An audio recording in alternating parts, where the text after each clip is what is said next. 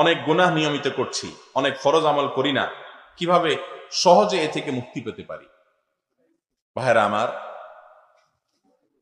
গুনাহ করার যে পরিবেশ, এই পরিবেশ থেকে সরে আসা, এটা হলো গুনাহ থেকে মুক্ত হওয়ার সবচেয়ে কার্যকর উপায়।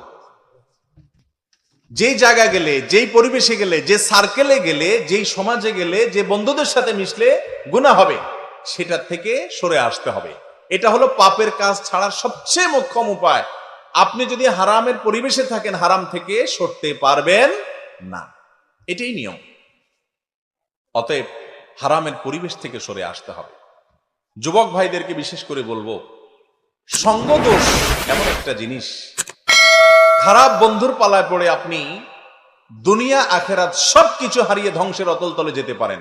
এবং যত মানুষ নষ্ট হয়, সব এই সঙ্গীর দোষেই, সঙ্গ দোষেই নষ্ট হয়। এই জন্য আল্লাহ বলেছেন, ইয়া আইয়ুহাল্লাযীনা আমানুত্তাকুল্লাহ ওয়া কুনু মা'আস সাদিকিন, হে ঈমানদারগণ তাকওয়া অর্জন করো, গুনাহমুক্ত জীবন গড়ো। আর এটার জন্য ওয়া কুনু মা'আস সাদিকিন, যারা সত্যবাদী, নেককার, ঈমানদার, আমলদার, সে মানুষগুলোর সাথে থাকে। গুনাহমুক্ত জীবন গড়তে চান, তাহলে নেককারদের সার্কেল মেনটেন করতে হবে।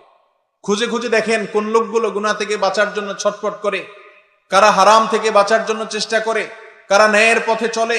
সেই সৎ সঙ্গীদের সার্কেল, তাদেরকে বন্ধু বানাবেন, তাদের সাথে ঘুরবেন, সেই সমাজটাতে নিজেকে রাখবেন।